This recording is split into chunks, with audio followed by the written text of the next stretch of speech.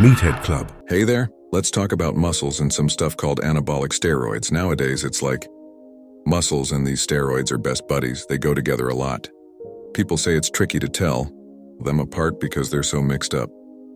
Now here's the thing, using these steroids can be not so good for your health. Like, really not good. And guess what, even some kids as young as 13 are using them, which is pretty worrying. Doctors are getting concerned about this. There's a steroids trend now, and it's kind of like a cool kid thing. Studies say more people use these steroids than a really serious drug called heroin. It's like steroids are the new popular thing. But here's where it gets tricky. Back in the old days, big names like Arnold Schwarzenegger and his pals from the golden era of muscles openly admitted to using steroids. No secrets there.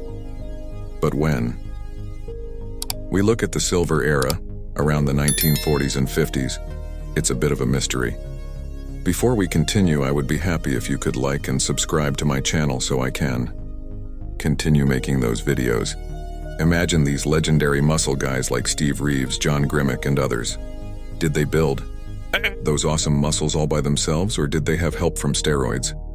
That's the big question. To find out, let's take a trip back in time and explore the history of steroids in bodybuilding. It's like solving a cool old puzzle. Definition of performance-enhancing drugs, PEDs. Elaborate on the various substances falling under the category of PEDs, including steroids, growth hormones, stimulants, and other chemical compounds aimed at enhancing athletic performance.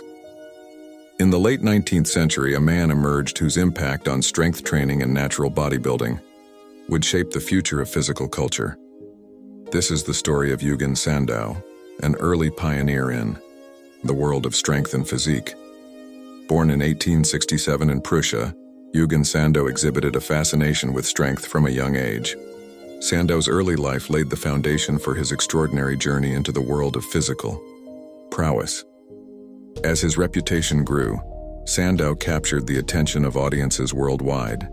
His exhibitions showcased not only strength, but also a captivating charisma that set him apart. Sandow's influence extended beyond the stage. He introduced novel exercises, innovative training methods, and even advocated for a holistic approach to health. His writings and teachings laid the groundwork for modern strength training. Sandow championed the concept of natural bodybuilding, focusing on the development of a balanced, aesthetically pleasing physique. He believed in the artistry of the human form and promoted a vision of beauty rooted in disciplined training. However, as Sandow's fame rose, whispers of speculation emerged. Did he rely on performance enhancing drugs even in an era where their existence was scarcely understood? The mystery surrounding Sandow's potential use of PEDs remains unverified, clouding the legacy of this early pioneer. Back in the early 1900s, something important happened. People discovered testosterone, a special ingredient that could help muscles get even stronger. This wasn't just about being strong for hard work or play. Now they were thinking about using it for making muscles super strong. Fast forward to World War II. Soldiers got hurt, and doctors needed a way to help them get better. Quickly, they found anabolic steroids, a magic potion for healing and making muscles strong. These steroids were like secret weapons to help soldiers recover faster and become strong again. After the war, people started to look at these steroids in a different way. It wasn't just about healing anymore. It was about getting big muscles, lifting heavy stuff, and being super strong.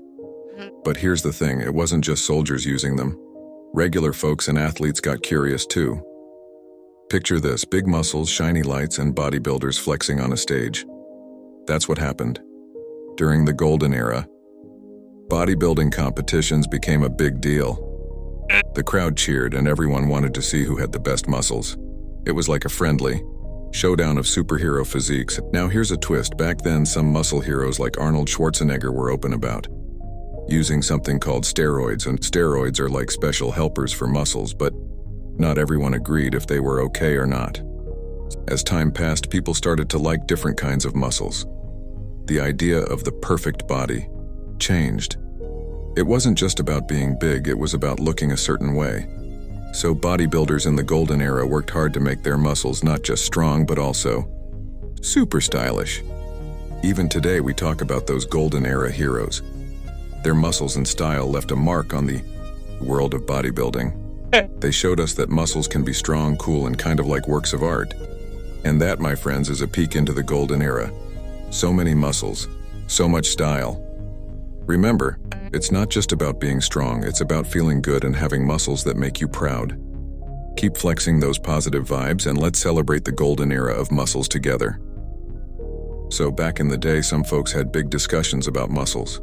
They talked about rules and fairness in contests. It's like a big debate with lots of questions. Some people wondered if everyone was playing fair or if some had secret tricks. It's like figuring out the right way to play a game. Another big talk was about health. Some wondered if the things people were doing to get muscles were safe. Doctors started asking questions too. Everyone wanted to make sure muscles were strong, but also that people stayed healthy and happy. Now here's a tricky part. Some folks used special things for muscles, but they worried about what might happen later on. It's like looking into the future to make sure muscles stay awesome, not just for now, but for a long time. Think about all the muscles we've seen, the golden era heroes, and the controversies that made us scratch our heads. It's been quite a journey, hasn't it? We've learned about big muscles, stylish muscles, and the debates that made us think harder than ever. Now let's look ahead, my friends. What does the future hold for muscles? Maybe more heroes and more styles and even cooler ways to stay strong. It's like opening a new chapter in our muscle story. Who knows what awesome adventures we'll find next? A big, heartfelt thank you for joining us on this muscle-filled ride. Your curiosity and positivity make this adventure even more special. If you liked the video, please subscribe and like so I can continue making these videos. So until our next adventure, keep flexing those muscles, spreading good vibes, and remember, strong bodies, strong minds, and lots of smiles. See you next time.